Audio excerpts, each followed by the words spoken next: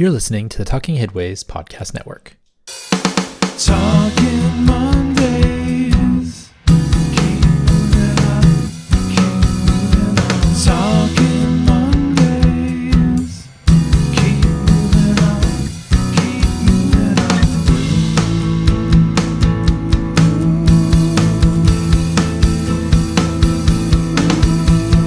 Talking Mondays. Keep moving on. Keep moving on. Happy Monday. This is Mondays at the Red Wire, sponsored by our super generous Patreon supporters. I'm Jeff Wood, your host, and joined by Han Solo. That's right. Every Wookiee's favorite right-hand man is here to share the news about cities. As we do when we're Han Solo, we share some of the up-and-coming episodes of Talking Headways so you all can get a bit of a preview of what's coming. And along those lines, stay tuned as we'll probably have an Ask for Listeners as we get closer to our 500th episode of Talking Headways. Really looking forward to that, but we'll have you all participate if you wish. Stay tuned. I'll have an Ask coming up probably in the next few episodes or the next episode of Mondays probably because the 500th episode is coming up pretty quick. We had an episode of the MPAC podcast with folks from Portland's micromobility programs, which was really interesting. That'll be coming out on Talking Headways soon, so stay tuned for that as well. Or go check the Impact feed if you like to be in the future. There's a few shows up there already. There's the show from Portland, and then there's also, since Impact this year will be in Philadelphia, we have a show that we did with some folks from Philadelphia's MPO as well on complete streets and bike programs in the Philadelphia and New Jersey areas. So check that out if you get a chance. That's a great place to go too. So we have the Talking Headways Podcast Network, and then we have the feeds on Impact, which show up about a month early on there. We also have a bunch of episodes that I've already recorded. So we have an episode soon with Warren Logan, our friend that's running for city council in Oakland, who has been on the show before and a transportation expert to boot. We also will have Transit Unplugged's Paul Comfort on, and former CalSTA Secretary Dave Kim will be on here as well, talking about their book. Mike Christensen will be on to talk about Amtrak and some of the big expansion plans going on there. Like I said, we've already recorded a bunch of these shows, so I'm super excited to get them out, but I have to wait every week to put them out on the feed because we do put them out every Thursday, which is also good for my sanity that we don't try to do 2 a week or something like that. Although we do the Monday show every other week when I get a chance, because last time we weren't here because I was on vacation up until the Sunday before the Monday. So it was kind of hard to put some stuff together from a week that I wasn't even there. In any event, we also have a show that's going to be super fun for you all, in which we interview the lead singer of the Frans, which is a transit-themed band out of Cleveland, Ohio. If you want to get a chance to find out about their catalog before we get to the show, go check out their work at Bandcamp, The Frans. And that was super fun. That was a super fun discussion too. So I'm looking forward to sharing that with everybody. And as I mentioned before, we're also working on that 500th episode. So stay tuned. We're going to have some asks for folks if they want to participate in trying to put that together, and maybe some episodes after that too. I think, I keep thinking about the 500th being like this definitive episode of 500, but I think, what we should do is really, celebrate that we hit 500, and maybe we'll do a couple of things in the episodes after that as well, because it is such a big milestone to get 500. I heard a stat somewhere, and I can't remember if it's exactly correct, but I think like 92 or 95% of podcasts only make it 7 episodes. So to get 500 episodes, that's pretty crazy and pretty incredible. So we're going to celebrate that a little bit as well, with the episodes probably after the 500th episode happens too. We also have some, a lot of shows scheduled coming up too. We have Vishon Chakrabarti is coming on to talk about his book, The Architecture of Urbanity. Jillian Gillette and Daniel Baker are coming on to talk about the California Integrated Travel Project. Leah Shahum is coming on to talk about her Vision Zero network work, as well as the Day of Remembrance, which is coming up soon. Danny Simons, who was in the Biden administration and helped Secretary Pete out with his day-to-day stuff, will be on the show to talk about the legacy of the Biden administration's transportation policy. She's moved on, so I guess she's free to talk now a little bit more. And we've got a lot of stuff on the back burner as well. We have some more books planned that I'm getting sent. I think Sarah Bronin's book's going to come in soon. We have a lot of fun ideas for discussions as well, which we'll hopefully get to. But that's a lot of stuff that we've already recorded and that we have planned. So I'm looking forward to sharing all that with you, as I always do. When I put these things together, I'm like, I wonder if the listeners are going to like this one, because I do think about, what you all are interested in, what you might think is cool. So I've also had to say no to a couple of things lately that just kind of like were outside of the regular zone of our coverage. Or, there's a lot of people that actually email and are like, hey, can I be on the show? And it's usually not them, actually. It's usually their publicist. And I'm like, well, no, it doesn't really match. Or they just want to talk about themselves, or they want to talk about, the role of some software in autonomous vehicles or something. And I just feel like that's not up our alley. So hopefully you all don't mind, but we're kind of picky choosy on who we allowed on the show and who we'll talk to, because I think, we need to make something that's active transportation pro and, focused on, changing the way we think about cities. So in any event, I'm also working on some guests for the Monday show as well. So I have a list of them right here in front of me that I'm going to contact soon. I know that there's been a number of folks who've wanted to come on.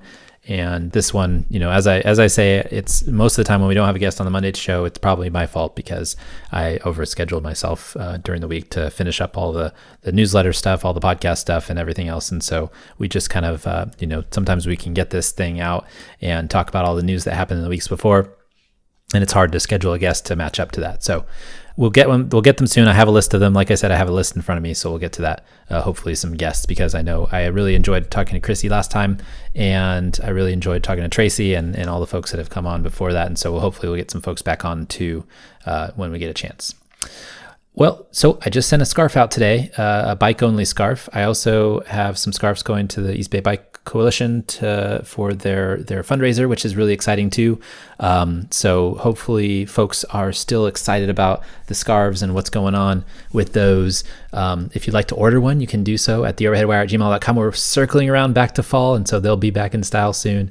We also have some lightweight ones, the bike-only lightweight ones that are for those more hot climates too, that can kind of protect you from the wind, as it were.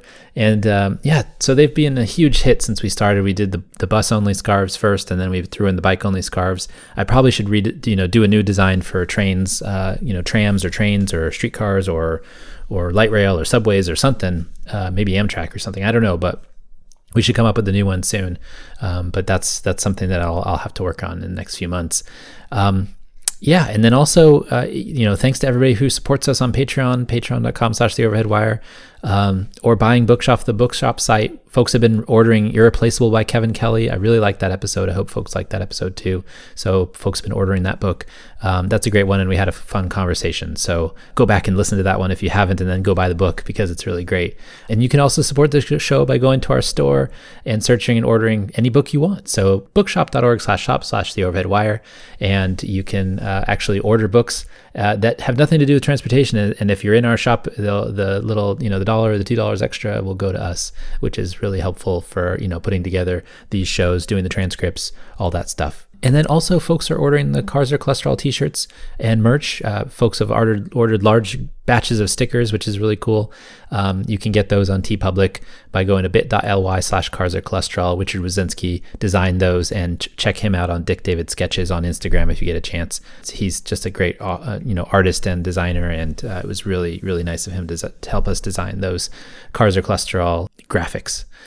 Also, we strongly suggest that folks sign up for the newsletter, and we'll chat about that in a bit too before we get to the news, but that's how we support ourselves, through the newsletter subscription. So, sign folks up. And also, you don't have to end up being a subscriber monetarily, but you can stick on there on the basic version, which sends out 3 articles a day. But I'd like to think that we go through all the news and do a ton of work every day, so you only have to spend about 10 minutes learning about stuff. And same thing with this podcast too. And also, all this stuff is written in news articles or blog posts and things like that, but it's also very, sometimes very, not obscure, but like things that a lot of the places that you look at aren't going to publish, because it's going to be interesting stuff, but things that are kind of compiled in a way that brings you a whole ton of information on things that you're interested in, but maybe that you might have missed it if you're just going through your Twitter feed or things like that. Because there's a lot of stuff that kind of goes by the wayside, and things that we really care about, that really interesting stuff, but it just maybe gets passed over that day on social media or whatever, but we find it. So, and we find it, we share it, we archive it. We're going to have our website coming up soon. It looks pretty great. The archive is going to be awesome too, because we're going to be able to make it more searchable and easier to get through, which right now it's a little bit of a mess. So I apologize for that. That's just kind of a function of old school web development right there. And the idea that we had an archive Just was kind of an afterthought to start with, but now we're kind of making it front and center because we have over 100,000 items in that archive, which is amazing since 2013. I can't even imagine how many we'd have if we started archiving when we first started the newsletter back in 2006. But we have what we have. So from 2013, and actually it's probably more relevant anyway because of the recency of it all. So 100,000 items in there. So go sign up for the newsletter if you get a chance. Go to theoverheadwire.com and sign up and check it out.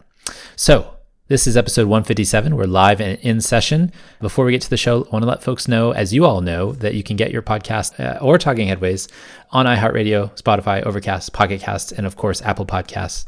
Thanks for everybody who subscribes to the podcatchers, which is you all, because I know that because I don't really advertise this show very much. I do the Talking Headways show, but not as much this one. But if you get stuck on this channel and you like this show, you're here and listening, and I really appreciate that. So you guys are the ones that already listen to the podcast or your podcatchers, and I love that you do. So thanks for coming back and checking us out every week. So here we are at the news. This is the part of the show that you guys are interested in. I'm love to share what's going on with the news because it lets me talk about things that otherwise we might not have talked about, and some of the things that are super popular with the readers, but also some things that I thought were interesting that maybe didn't get as many clicks, but I think that you should hear them anyways because there's some really good nuggets of information in there. So this is a part of, like I said, the Overhead Wire newsletter. These are the things that come out of there. The Overhead Wire, go to theoverheadwire.com and sign up for a 2-week free trial if you get a chance. And then if you don't sign up for the premium version, at the end of that, you'll be bounced down to the basic, but you'll still get a newsletter from me every day. We're also on Substack now. I'm posting the intros to the newsletter on Substack every couple days or so. I don't write an big intro every day, but I try to write them maybe 2 times a week, 3 times a week, maybe. Just kind of combining a lot of the articles from the day where they might have kind of made a theme or made some sense together. So I think my most recent one was writing something about electrification and transit and things like that. And I also weave back in some of the discussions from the podcast. So go to Substack if you're one of the folks that likes that version of things better. And we're there too. All right. First up, Vancouver's First Nations become Canada's largest developer. The Squamish Nation will build 6,000 housing units for their community on 10.5 acres just outside of downtown Vancouver, British Columbia. The parcel came to the nation after a courtroom victory allowed them to regain the title on a small portion of land that was expropriated from them by the Canadian Pacific Railway. The project is one of several Vancouver area First Nations developments that in total make them the largest developers in all of Canada. This was by Linda Baker in Fast Company. I've heard about these projects, and I think that they're really cool. And the First Nations projects, and for those who might not be familiar, the First Nations are similar to in the United States what we call Native American communities. And what's really interesting about this specifically is that they're just going to go whole hog right outside of downtown Vancouver and build like these huge towers and build a lot of development. And really, because it's their land and the local land use laws don't apply to them, the zoning codes and stuff, they're just going to build. And I love it. I love that they can just go and build, and then NIMBYs can't stop them from doing it. And it's going to be a lot of really great sustainable development too. In one of these developments, only 10% of the residents will have access to parking. There will be 4,500 bike parking spaces with underground ramps, so you don't need an elevator to get there. The excess heat from the sewer systems will be providing heating for the development, and it will be also the first large-scale net zero development in all of Canada, which is really cool. I like this idea that came, and I'm going to quote this part of the article because I just couldn't do it justice in an overview, but I'm going to quote this part. There's a huge sense of historical amnesia that Indigenous peoples lived in small clustered communities, keep to themselves, and like to live in rural, remote areas. None of that has ever been true. Historically, we lived in our own urban centers. The majority of cities in North America were built on stolen First Nations land. That's how Vancouver grew. So I like this idea of like rewriting history, of rethinking the way that we consider Native Americans and First Nations in our minds, and how, they were here first. We think about Emeryville and the Shell Mound and everything like that. People were living on these shores. People were living here before. And it's good that we start to rethink the way that they inhabited the land as well, not just like rural peoples that lived in small, clusters, but rather maybe in urban agglomerations. And we know that from places like Cahokia and other historical sites that share that history. So it's interesting to take back that they're taking back that narrative, I should say, and also pushing back on these NIMBY narratives and also the NIMBYs that are trying to keep them from developing their land in the way that they see fit.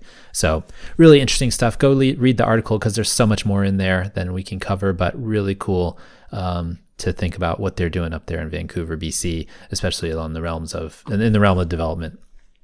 Second up, urban delivery hubs could change cities. Urban delivery hubs allow long-haul truckers to drop their cargo on the edges of urban areas, which in turn reduces unpaid idling in urban trips. The system has been in use for a few decades by the largest shippers, but it depends on large volumes that only companies like Amazon or Target can muster. Other benefits include a reduced need for highway lanes and the ability for final mile deliveries to be done with more efficient electric vehicles. This is by Dan Calabrese in Transport Topics. This one was really interesting, and I hope folks get a chance to go read this because it got me thinking differently about this subject of trucking. And the idea of limiting long-haul truckers to the outskirts while local deliveries can take over is really interesting, especially from the idea that truckers, they're paid by the time that they're long-haul truckers anyways. They're paid by the time that they're traveling with a load. And so when they're stopped and idling and waiting for somebody to pick it up, they're not getting paid, but they're actually still kind of on the clock. So this idea that they can just drop off something on the outskirts and then it can be redistributed locally by electric vehicles, because long-haul vehicles really at the moment anyways, I know that people are trying to look at how they can do autonomous ones and also how they can do electric ones, but ultimately that's a large distance for them to go. And so it's interesting to think about kind of reorienting the way we think about urban areas as it pertains to trucking and long haul trucking. And it's interesting to think about how much traffic they generate too. I mean, I didn't look up any stats or anything like that, but just the idea that we could actually, reduce the need for highway lanes if we could figure out the ways to warehouse on the edges of cities and do more of that type of stuff. And also warehousing, I think Amazon and Target and others have been doing this in a way because in cities like San Francisco, at least, the old industrial lands that were getting redeveloped for housing have now kind of been stopped because that land is so valuable to some of these shippers and stuff. So a lot of those properties, and not just them, but like all of these, companies that are trying out autonomous vehicles or, trying to do something that they need a lot of property to, that it's a warehouse or industrial land instead of just the, regular land. So interesting to think about this one. I hope folks get a chance to read it. There's a lot of really interesting ideas in there from, the idea of an urban delivery hub and what that means and how, you can make it more efficient. And also some folks who are pushing back on the idea because they don't think it would actually work. So there's both sides in there too. Next up, ownership burden from cars and homes. While often touted as paths to independence, our dependence on the ownership of cars and homes can be impossible to achieve for people with low incomes. Greg Schill asks how policy prescriptions can create a society where owning a home and a car aren't necessary for creating a good quality of life. This was by Greg Schill in Infrastructures, his Substack. So basically, he's arguing for urbanism and abundance to support the folks who can't afford cars, who can't afford homes, creating, basically good transit systems, good housing options for folks so that they can afford to live in cities where they work and live. And I think that's just I don't want to say it's overly simple, but it's a simplified way of figuring out a way to take care of people that don't have the means to buy cars or houses or participate in society in the same way because they have lower incomes. I did write down, or I did copy this quote from the article, which I think is interesting and important. Urbanism of abundance. In high-demand cities, the playbook calls for land use deregulation, building out viable transit networks, and making public space feel usable and safe for all. In suburbs and small towns, it includes allowing more multifamily housing, modular homes, and single-family rental homes.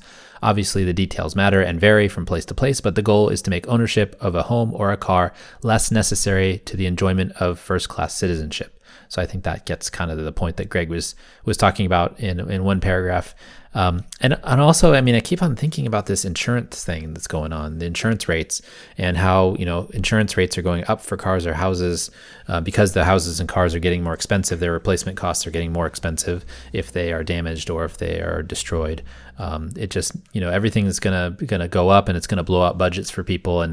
And really, I really think this is an issue that needs to be addressed by the states or by the federal government in a way that doesn't blow out the budget of the state so that, basically we're not on the hook for all of these these messes that are caused by climate disasters and other things.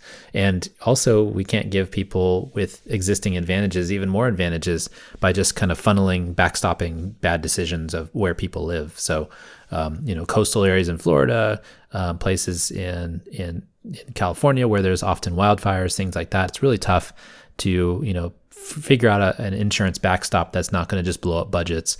And I think that's going to be part of this as well.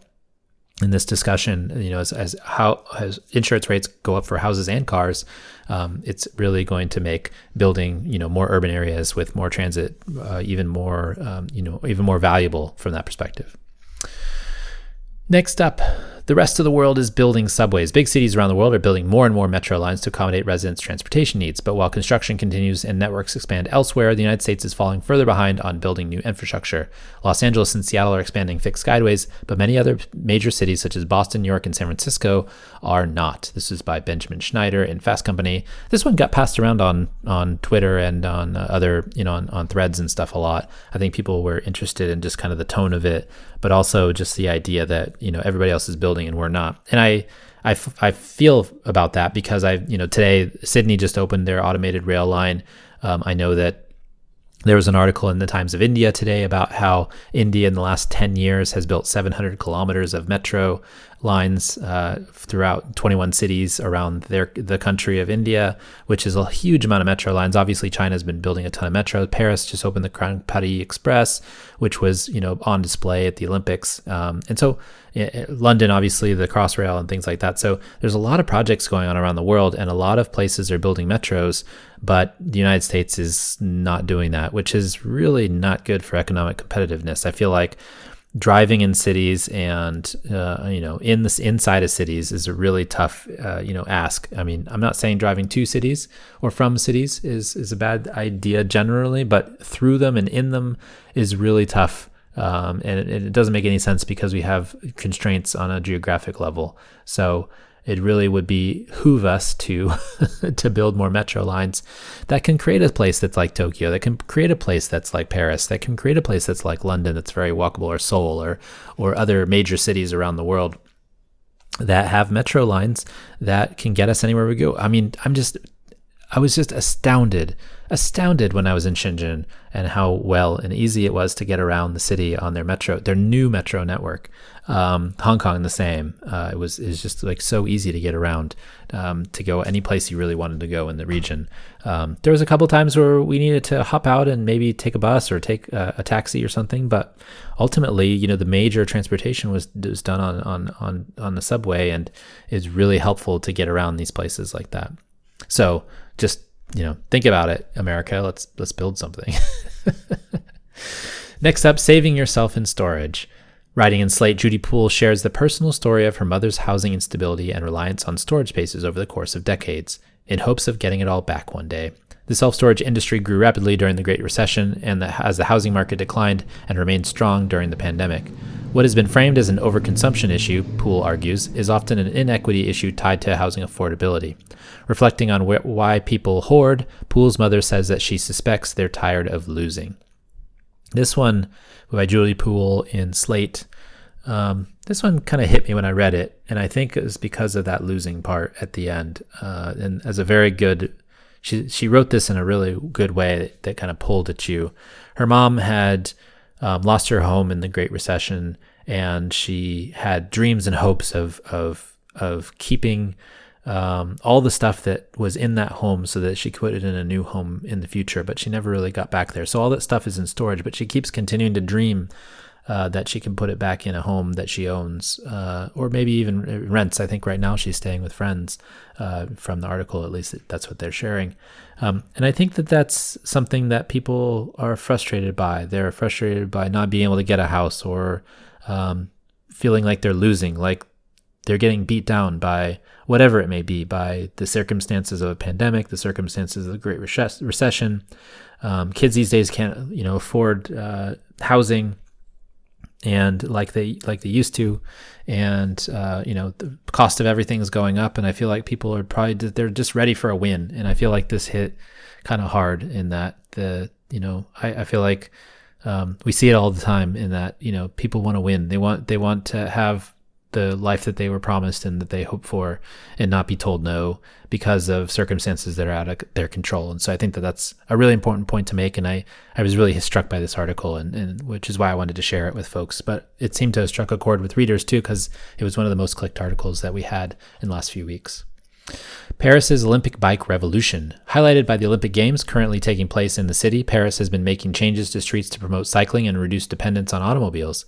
Key streets have been pedestrianized, bike share and transit options expanded, and 250 million euros pledged for bike infrastructure. The changes show what a little political will can do to move a city forward more sustainably. Ron Johnson, Momentum magazine. There was a great tweet or TikTok or something of somebody, saw Devin Booker after they won the gold medal. The basketball team won the gold medal, and he went to a club, and then he just got on a Lime bike and rode off. And I think that's just kind of like the idea of Paris is now to a lot of Olympic athletes, is like being able to just, hop on a Lime bike and go to a club, or go hang out and get around any way you want. In 2012 when I was in London, I took the subway everywhere, but the places I couldn't get on the subway, I took a Boris bike, and it was great. I could go to Abbey Road, and I could go to a number of places that you couldn't access easily through the tube. But the map shop that I really liked frequenting, some of the other places, the Victoria and Albert Museum and stuff like that took a little bit more of a walk. Just it was really great to get on a bike and hop around, and especially in a city that was so busy because of a big event. So I think that feels like it goes back to that subway discussion that we just had too, where if we expand the subways, if we expand our bus networks in our major cities, and I'm talking about inside our major cities, if we expand the networks inside of these major cities, these dense areas, it makes it easier for people to get around. It makes it easier for people to walk, and it's just safer and a more pleasant experience. I mean, Paris is great. London's great. The places I went in China that had these walkable communities and walkable areas were really great, Hong Kong, etc. And so it just makes it more pleasant to get around, and healthier, of course. Which is our next one. Is your commute harming your health? Numerous studies show that the harmful mental and physical health determinants of long car commutes are bad. Commutes that expose people to noise, pollution, and toxic air have been shown to dampen moods and increase stress if the trip is longer than 30 minutes. On the flip side, sustainable commutes that include active transportation, such as walking or biking, are beneficial to our health, releasing feel-good chemicals such as serotonin, oxytocin, and endorphins. This was by Nikita Luke in the City Fix. I'm sure we talked about this a lot before, but yeah, it makes sense. If you're sitting in a car for 30 minutes every day and you're stressed out because you're driving with all the other people and have to watch yourself and pay attention closely, it can be a lot. I haven't actually car commuted in a really, really long time, but when I did, I wasn't a fan. I think it was back in Austin the last time I did for a little thing, but yeah, just taking transit is just the best way to go to get to a job that's further away. A short commute on a car probably isn't that big a deal for folks. It's like 5 minutes, 10 minutes. But I imagine if you get over 30 minutes, if you get to the long commute where you're stuck in the car, there are some benefits for folks, in terms of listening to your radio or maybe getting some alone time that you might not have gotten at home otherwise. But it does wear on you. Cities are heating up at night. Growing cities like Las Vegas, Nevada, known for its daytime heat, are getting hotter at night also. The infrastructure built to accommodate the Las Vegas growth contributes to an intense heat island effect in and around the city. 50 years ago, nights only got above 79 degrees, maybe 20 nights per year. Now it's 60 nights per year. Night heat can be a dangerous combination because a human body can't catch a break to cool down. This was the New York Times Upshot and written by Rhonda Kaysen and Aitash Bhatia. Really interesting article, really interesting graphics. I hope folks get a chance to take a look at this one. This is an interactive Upshot article. Lots of really cool kind of graphics about how hot it's been getting. And I was just amazed that Las Vegas in the 60s, 50s, 60s, maybe 70s, 80s even, only 20 nights of a year was it over 80 degrees. So it got cooler at night. It got hot in the daytime, but cooler at night. And now it's like so much more. It's like 3 times more that it gets over 79 degrees, over 80 degrees at night, which is, not good if you're trying to sleep, obviously. So that's really interesting to think about all these places. I'm sure Phoenix is the same way. I'm sure other cities are the same way. Probably even Central Valley cities like Bakersfield are probably the same way as well. Probably used to cool down a lot more, but now it's not as much because of just the growth and development and the urban heat island effect from all the concrete. So interesting to think about that. Chennai finds savings in redesigning metro stations. The city of Chennai, India, with a population of 12 million people, began design work on stage 2 of its metro network, which will cover 72 miles. To save costs, engineers have redesigned the ventilation systems to reduce the size of stations by 40%. The change has already saved about $240 million in procurement costs. Total costs are said to be reduced from about $12 billion to $8.5 billion with the addition of these and other cost-saving measures. This was by Tejonmayam in the Times of India. Really interesting, thinking about how to reduce costs of building metro lines. Going back to a lot of the work that Alon Levy and Eric Goldwyn and other folks have been doing at Marin and at the Eno Center for Transportation. Obviously, there's a lot of work going on thinking about reducing construction costs and things like that. And this is a really good example of what you can do. If you redesign the ventilation system so that you can reduce the platform size and the station size by 40%, then you're saving money on all that concrete, all that design work, all that stuff that reduces costs. And so even procurement, apparently, $240 million on procurement alone. And so knocking off, $3.5 billion off of a project cost is huge. And I hope that we can learn something from that here in the United States. Okay, here are some of the bonus items that we've got here that I had in the newsletter, but I didn't get as many clicks as some of those other ones. Berlin has launched a platform for predicting street-level particulate nitrogen pollution in the city. The system is seen as a benefit for walkers, runners, and cyclists who are using major roads and are exposed to pollutants. This was in TheMayor.eu. Long Beach, California has recently launched a digital rights platform and is partnering with Cal State Long Beach to create transparency in how the city uses digital information collected about residents. Laws like California's only focus on corporate rules and not governments, increasing the importance of understanding where data is being collected and how it's being used. This was in the Los Angeles Times. I think that's a really important point. Some of the data collection laws seem to only count for corporate usage. So like, if Apple or whoever is collecting your data, or Albertsons or whoever is collecting your data, they have to have like a process and procedures around that. But apparently the government does not. They have not created this yet. And so, letting people know what their data is being used for can be very helpful if you want to keep being able to collect that data, because ultimately, a law is going to be written to curb that if it's being abused and used in the wrong way, I'm sure. New research looking at the impacts of bus rapid transit lanes in Albuquerque, New Mexico, found that even without buses running, traffic speeds were reduced 11% and an even greater amount at intersections. This was at SSTI. Obviously, all these articles are going to be in the show notes and linked there. So if you want to read any of these in full, because we didn't cover them enough or didn't pass over all of them, lots of really great stuff. We'll link to those in the show notes. A City of Boston pilot will be providing e-bike vouchers for 1,000 bikes with a value between $800 and $2,400. The goal is to address historic transportation inequities and are available for people making 40% of area median income, seniors over 60, and people with permanent disabilities. This was in Boston.com. A new analysis in London found that cargo bike usage from 22 to 23 was up 73% as more infrastructure to support them came online. More than 200 businesses use cargo bikes for delivery, seeing them as faster and more efficient than larger vehicles. This was in Forbes. And the feds have scrapped a rule that restricted veterans from getting subsidized housing. The rule had said that disability benefits from injuries during service counted as income, and that as such made many veterans ineligible for housing benefits based on income calculations. That's ridiculous. Disability benefits from injuries are, used for veterans to go to appointments, to take care of themselves, and counting that as income is ludicrous. And I can't believe it took this long to take that out of the equation for who gets housing benefits. It's ridiculous. But apparently the administration did it. And now folks have that option to, if they get veterans benefits for disability, they can take that out of their income, and then they might be able to qualify for housing benefits through HUD. Federal gas taxes have stayed the same since 1992, but inflation has eaten into the value of money generates for roads and other transportation priorities. With electric vehicles, there's another looming issue on the horizon about how to pay.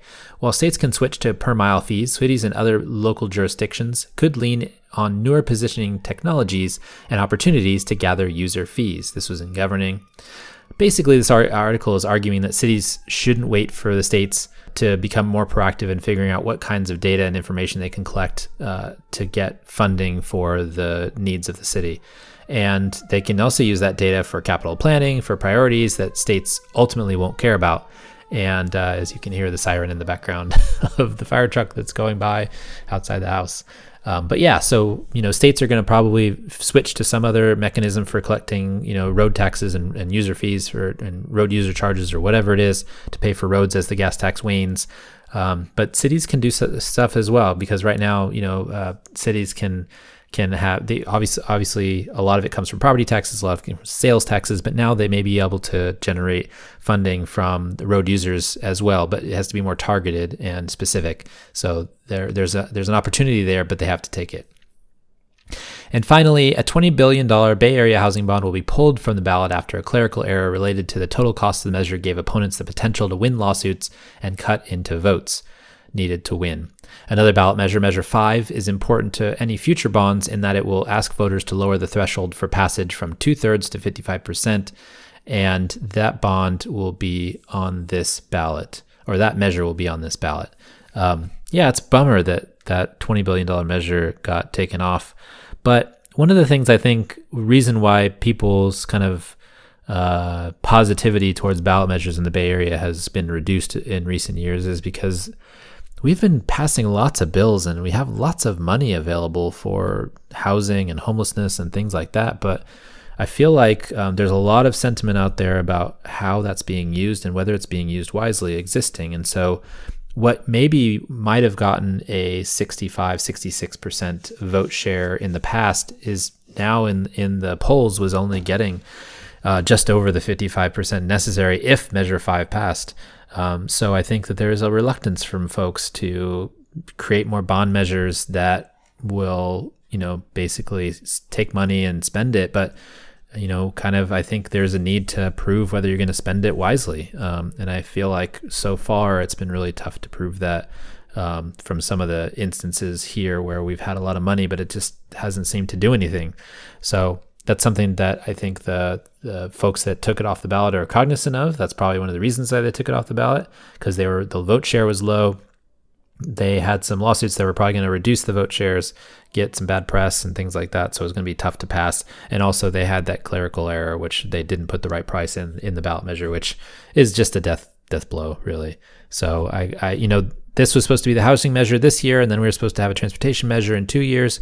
I don't know if there's going to be two measures on the ballot in 2 years, but that's going to be a tough sell for folks, I think, if that were to happen. So we might not see another one for quite a while, another bond measure, which is frustrating because we do need the money to build affordable housing, to do more maybe social housing or something along those lines.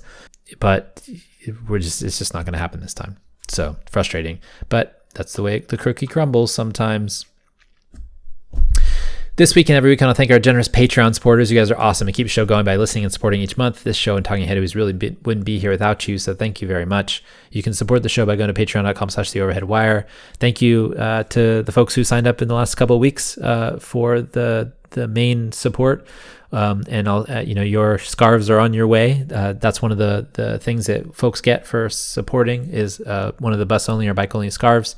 And if you do a $2 a month support, we'll give you some stickers and a handwritten note. So, $2 a month, not much, less than a cup of coffee. You can support the show. I really do appreciate our Patreon supporters. They really help us out, help us with editing, help us with servers and space and all that stuff. So all the funding that gets raised from supporting the show goes to those types of things. So we really appreciate it. So listener questions and comments. If you have any comments or questions, feel free to email us at theoverheadwire@gmail.com. Thanks to everybody who's been writing and posting on LinkedIn and retweeting and those types of things. We really appreciate that. If you have any big questions, also I'm going to have an ask soon, like I said, so be ready to write in or record a message on your phone and send it in. I'll give you more details about that soon, but really looking forward to that 500th episode, and we're going to do some really cool stuff with that. So stay tuned for that. Puppies and Butterflies. This is part of the show we talk about something fun, interesting, or maybe just didn't fit in the other sections. The Olympics are over, sadly, but soccer is back. Football is back if you like football. The fall sports are going to be in full bloom soon. That's just really exciting. I love fall. It's one of my favorite seasons of the year, and so it's August. We're getting to get to September, October, November. It's a busy season, but it's also really fun. I love Halloween and those types of things. So I can feel that coming. Here in San Francisco, it might feel like it more than other places where it's probably still hot. But here, actually today's a pretty warm day. It's 68 degrees outside.